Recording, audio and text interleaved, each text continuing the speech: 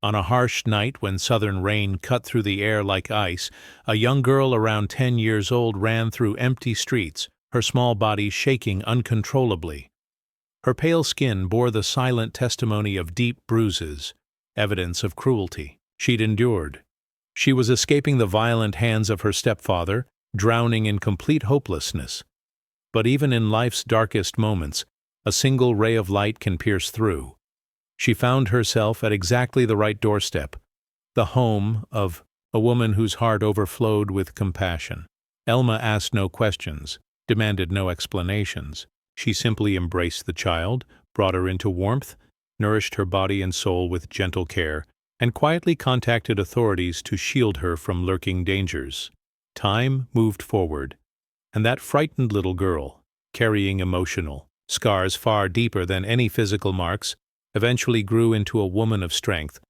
She now donned the distinguished black robes of a federal judge, commanding respect and authority. On one perfect day, she made her way back to that familiar old house, her heart heavy with gratitude, just to softly ask the woman who had rescued her, "Would it be all right if I called you Mama?" Before we continue with this incredible journey, let us know in the comments where you're watching from. We'd love to connect with you and hear your thoughts. The evening that transformed everything was a wet Friday in late October, the kind of rainfall that doesn't roar but murmurs, a continuous, gentle mist that made sidewalks slippery and caused the entire world to feel more intimate, more delicate. Elma had just removed a sweet potato pie from her oven when she detected it, a gentle, uncertain tapping at her door. She dried her hands against her apron, pulse quickening slightly beyond normal. At her stage in life, unexpected visitors rarely brought good news. Nevertheless, she approached the door without fear, carrying only the cautious wisdom of someone who understood that life could shift dangerously without notice.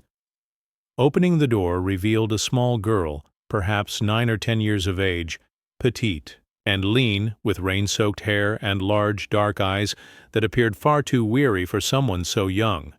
Her clothing was threadbare, clinging to her trembling body, while her footwear, if it could be called that, consisted of little more than shredded canvas barely hanging onto her feet. A narrow stream of blood trickled from a scrape on her knee, blending with rainwater to stain the porch crimson. Initially, she remained silent, simply gazing up at Ella May with an expression that communicated more than words ever could. Then, in such a tiny voice that Ella had to bend closer to catch it, the girl whispered, "Please, may I stay for a little while?" Elma's response was immediate. She extended her hands, weathered from years of garden labor, but infinitely tender, and guided the girl indoors, asking nothing, demanding nothing, responding only with the instinctive kindness of a heart that had long ago determined compassion was never wasted. The interior smelled of cinnamon, butter, and the lingering warmth of old gospel melodies drifting softly from the radio. The girl paused at the entrance, water dripping onto the worn carpet, shoulders hunched as though prepared to flee at any abrupt motion. "Come here, sweetheart," Elma said gently, leading her toward the kitchen. "Nobody's going to harm you in this place." She enveloped the girl in an old quilt that carried faint traces of lavender and thyme, seated her at the table, and served a bowl of hot chicken and dumplings. Comfort transformed into sustenance, crafted from a recipe inherited from Elma's grandmother, who had once nourished children seeking refuge from storms far worse than rain. The girl began eating cautiously, lifting her eyes between spoonfuls as if anticipating the kindness to vanish like morning fog. She recoiled when Elma moved too quickly, her body narrating the story her voice couldn't tell. Elma noticed the bruises emerging from beneath the girl's sleeves, the raw scratches on her hands, the haunted expression in her gaze. She didn't pressure her for answers. She simply sat humming quietly, weaving threads of security together, one gentle action at a time. Once the girl had finished eating, Elma knelt beside her, moving deliberately to avoid startling her like a nervous young horse. "What do they call you, dear?" she inquired. The girl's lips quivered before she managed to whisper, "Layla." Elma's face brightened with that deep, warm smile that heated you from within. "Now that's a beautiful, powerful name. she said. "You've got strong foundations with a name like that."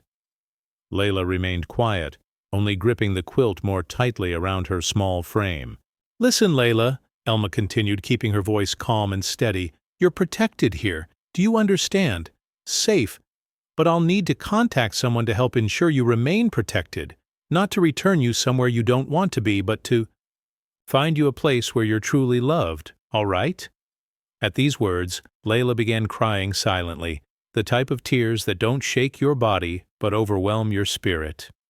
Elma drew her close, rocking her softly as she had done with her own children years earlier. She didn't quiet her tears or hurry them along. She simply allowed her to cry. Later that evening, after Layla had fallen into exhausted slumber, curled on the living room sofa, Ella May placed the call to Child Services. She insisted on no sirens, no uniforms, nothing that might frighten the little one. She spoke with a woman named Miss Karen Brooks, who promised to come in person. When Miss Brooks arrived shortly after midnight, the rain had diminished to a lazy sprinkle. Ella May led her to the living room where Layla slept peacefully beneath the quilt. Miss Brooks, an African-American woman in her 40s with weary but compassionate eyes, took one look and visibly softened. "You did the right thing, Miss Turner," she said after examining Layla. "You did exactly right." Elma simply shook her head. "Did what anybody should," she replied. "It's not right to abandon a child in a storm." They decided Layla would remain with Elma for several days while arrangements were made. Elma agreed without hesitation. She prepared the guest bedroom.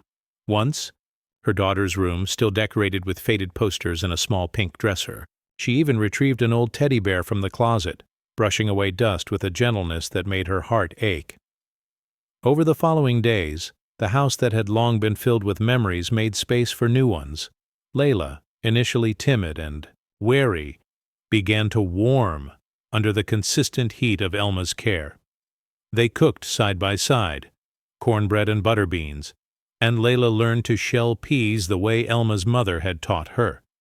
Patient and sure, Layla experienced nightmares, awakening, crying in the darkness. Each time, Elma was there, murmuring gentle prayers and holding her close until the fear subsided. When the moment arrived for Layla to move into foster care, she packed her few belongings without protest, but the way her small hand clutched Elma's as they stood on the porch spoke volumes. "Will I see you again?" she asked, her voice thick with unshed tears. Elma bent down, cupped the girl's face in her palms, and kissed her forehead. "You will, baby. You come knock on this door whenever you need to. It'll always open for you." Layla nodded, stepping into the waiting vehicle. She pressed her face against the glass, watching as Ella May waved, her silhouette growing smaller and smaller as the car drove away. And just like that, the house returned to quiet. But the silence was different now. It was filled with hope, filled with the sacred echo of a promise made under the gentle Alabama rain. The years unrolled peacefully, like the slow progression of seasons across an old porch calendar. Elma's days found their pattern again, filled with familiar sounds of gospel music crackling on the radio, the bubbling of collard greens on the stove, and the steady, comforting squeak of her rocking chair as she stitched old quilts into fresh designs. Yet each evening, as the sun settled low behind the magnolia trees, her eyes would drift toward the front door, lingering just a moment longer than needed, as if anticipating a knock that never came. Meanwhile, far from Linden Avenue, Layla's path was more challenging. The foster home provided safety by most standards, clean sheets, regular meals, but it lacked the fierce tenderness she had experienced in Elma's kitchen. The other children in the home were loud and aggressive, each carrying their own heavy burdens. In their chaos, Layla's silence was often misinterpreted as pride or defiance. School offered little comfort. She moved through classrooms like a specter, her voice quiet, her presence barely acknowledged except when it became a target for mockery. But Layla was no stranger to endurance. She carried Elma's words tucked deep within her like a precious keepsake. You are safe. You are seen. You are somebody. She repeated them in her mind each night before sleep, and each morning before facing the world again. It was during middle school that she discovered sanctuary. Books. In the thick silence of the school library, among dusty shelves and forgotten tales, Layla found her voice. She devoured everything available, from Maya Angelou to Langston Hughes, losing herself in poetry of survival and victory. She composed essays that captured the attention of caring teachers, and for the first time she began to believe that, perhaps, just perhaps, her life could transcend the bruises and empty spaces of her past. In high school, Layla flourished with quiet determination that surprised everyone except herself. She joined student government, volunteered at the community food bank, and worked part-time at a downtown bookstore, organizing novels and memorizing their spines like old companions. Though she maintained a small circle of friends, she was steady, dependable, a bright thread weaving through the fabric of a town that rarely noticed kids like her. Every scholarship application she completed carried Elma's memory between the lines. She wrote about second chances, about strength found in an open door and a warm meal, about how one act of kindness could shift the balance between despair and hope. When the acceptance letter from Howard University arrived, Layla sat on her narrow bed, the envelope trembling in her hands, and allowed herself the luxury of tears. Not from sorrow, but from gratitude. She worked through college with the same determination that had carried her through everything else. Majoring in social work, she devoted herself to understanding the system that had both rescued and failed her. Determined to be the kind of hand that reached back for the next struggling child, she interned at youth shelters in D.C., led literacy programs in underprivileged neighborhoods, and spoke at events where she shared her story not for pity, but for power. Throughout it all, she composed letters to Elma, though she never mailed them. She didn't know if Elma still lived at the end of Linden Avenue, if time had claimed her, or if the house had grown silent and empty. But in her heart, the image of that kitchen, that quilt, that steady voice, remained a beacon through every storm. After graduation, Layla returned to Alabama, to Birmingham this time, where she worked for a nonprofit that advocated for children's rights. She navigated courtrooms and case files with the same quiet fierceness Elma had once used to wrap a trembling girl in safety. Years slipped past. Her hair grew longer, her steps more confident. She became a woman of substance, respected not for the volume of her voice, but for the depth of her beliefs. And yet something remained incomplete, a thread left untied in the tapestry of her life. It was on a spring morning thick with the fragrance of honeysuckle and fresh-cut grass that Layla finally found herself driving down the old familiar roads toward Montgomery. She had turned 30 the month before, a milestone she never thought she'd reach, and there was only one person she wanted to celebrate it with. Linden Avenue appeared smaller than she remembered, the trees taller, their branches arching like cathedral ceilings over the cracked pavement. Some houses had been renovated, painted bright and fresh. Others sagged into their foundations, tired but still standing. At the very end, unchanged except for the thickening ivy around the fence, was Elma's house. Layla parked her car by the curb, hands suddenly trembling on the steering wheel. She stared at the porch where she had once stood, drenched to the bone, clutching nothing but fear. The steps still groaned as she climbed them. The same worn welcome mat lay askew in front of the door. She raised her hand to knock, but froze, heart pounding. What if Elma wasn't there? What if she didn't remember? What if time had stolen even this? Before doubt could anchor her feet to the porch, the door swung open. Standing there, a little more bent, her silver hair pulled back into a bun, was Elma.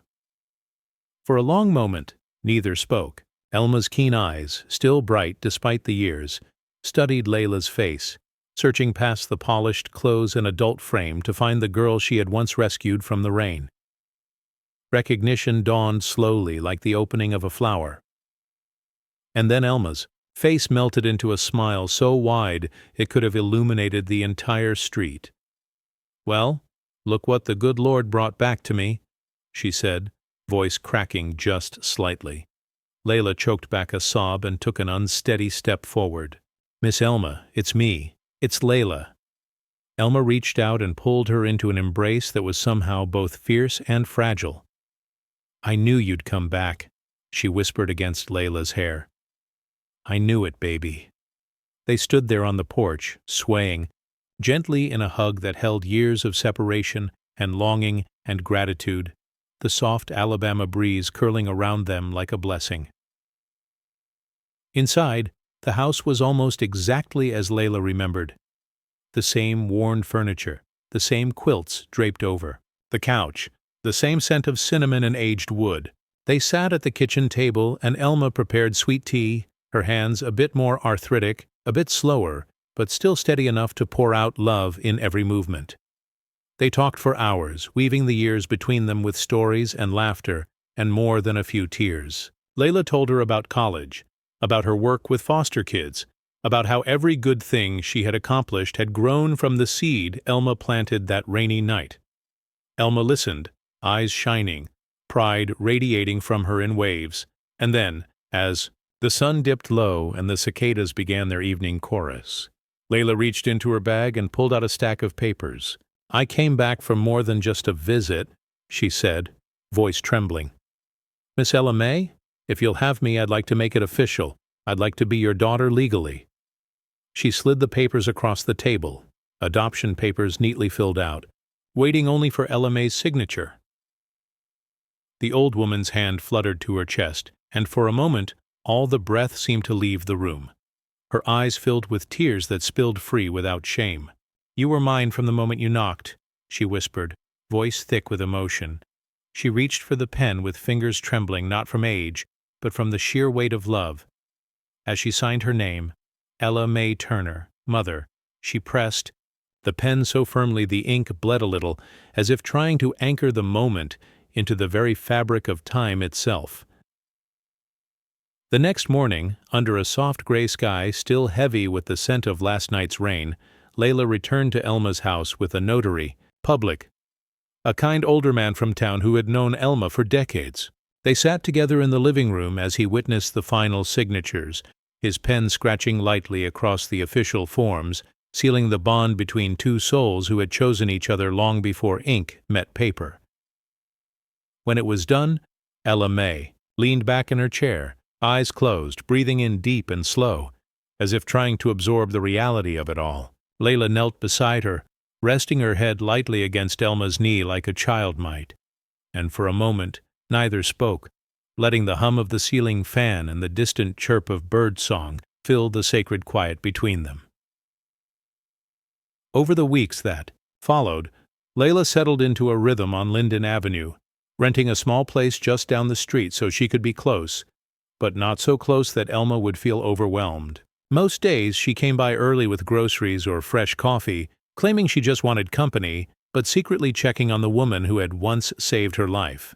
They planted a vegetable garden together that spring, laughing over crooked rows of okra and tomatoes, trading jokes about whose hands were dirtier by day's end. On Saturdays, they set up a folding table at the end of the driveway and sold homemade jams and pickles to neighbors who still remembered Elma's sweet potato pie contests at the church bazaar. Layla marveled at how effortlessly Elma wove herself into the fabric of everyone's life without even trying, how she made people feel seen, valued, rooted.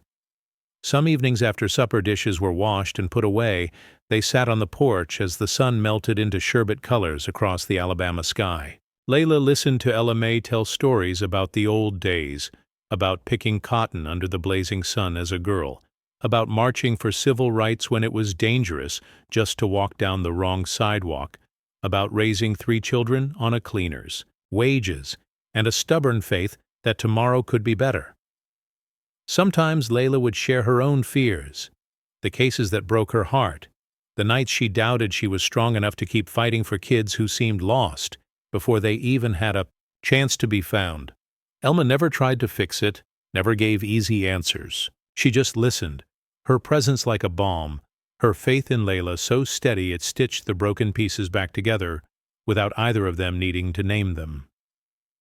One Sunday morning, as church bells rang out across the sleepy streets, Layla found herself standing at the front of Bethel Baptist Church, a microphone trembling slightly in her hand. She hadn't planned to speak, but the pastor, knowing a little of her story, had asked if she would share a few words about gratitude, about second chances.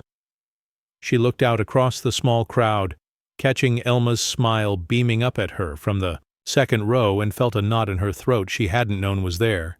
She cleared her voice, heart hammering against her ribs. "I wasn't born into a family like many of y'all," she began, voice quivering just a little. "But one rainy night God sent me one. Not through blood, but through a door that opened when the whole world seemed closed. Miss Elma Turner didn't ask me where I came from, didn't ask what trouble followed me. She just said, 'You're safe here, baby.' And because of her, I learned that love isn't about obligation. It's a choice, a decision you make every day to keep the door open, to keep setting the table for one more." Her voice grew stronger as she spoke, carried by the memory of warm kitchens and whispered promises. "Today I am who I am because a woman who had no reason to take me in chose to do it anyway. She chose love, and because of that love, I choose every day to fight for others who need a door opened to them." The congregation rose to their feet in a standing ovation, some dabbing at their eyes, others clapping so hard the old rafters shook. Elma sat with her hands folded over her heart, tears slipping freely down her cheeks, uncaring of who saw. Afterward, Layla embraced her on the steps of the church, the two of them framed by the rising sun, and it felt to Layla like the whole world had finally come full circle. Life continued, as life does. Seasons turned, gardens grew, and withered and grew again. Layla continued her work in Birmingham, eventually opening her own nonprofit, dedicated to supporting foster youth aging out of the system, naming it Ella's House in honor of the woman who first taught her what home truly meant. Ella May, though growing frailer, remained a stubborn force of nature. She insisted on baking cornbread for the neighborhood kids on Saturdays, insisted on pruning the rose bushes herself, even when Layla scolded her for it. She moved slower, her voice raspier, but her spirit remained unyielding, a beacon that refused to dim. And then on a golden afternoon in late September, with the windows thrown open to let in the scent of autumn leaves and the murmur of distant laughter from the children playing down the block, Ella May passed away quietly in her sleep. Layla found her in her favorite armchair, a worn quilt tucked around her legs, a soft smile lingering on her face as if she had simply drifted into a sweeter dream. The funeral was held at Bethel Baptist, packed to overflowing with people whose lives she had touched in ways big and small. Neighbors, church folk, old students, young mothers, city council members, even the mayor, all came to honor the woman whose kindness had shaped a community. Layla spoke at the service, her voice breaking. Only once, when she said, "She didn't just open her door that night, she opened a future, mine, and now it's my turn to keep it open for others." As the casket was lowered into the soft earth under the shade of a sprawling oak tree, Layla laid a small hand-stitched quilt over it, the same one Elma had wrapped around her shoulders all those years ago. In the years that followed, Layla carried Elma's legacy like a torch through every dark place she encountered. Ella's house grew into a network of shelters across Alabama, offering not just beds and meals, but true homes for young people, adrift in a world too often indifferent to their pain. And every new house had a small wooden plaque by the door, etched with the words, "You are safe. You are seen. You are somebody." It became their motto, their promise. And it echoed down every hallway, through every whispered prayer, through every life changed. Sometimes late at night, Layla would sit on her porch, the warm breeze rustling, the leaves around her, and she would close her eyes and imagine she could hear the creak of old porch boards, the laughter of neighbors drawn by the smell of baking pies, the quiet hum of a woman stitching love into every fold of her life. She would smile softly, hand resting over her heart, and whisper into the darkness, "Thank you, Mama, because family wasn't always something you were born into. Sometimes it was something you built one open door at a time. And thanks to Elma Turner, Layla knew exactly how to keep that door open, wide, and waiting for whoever needed it next.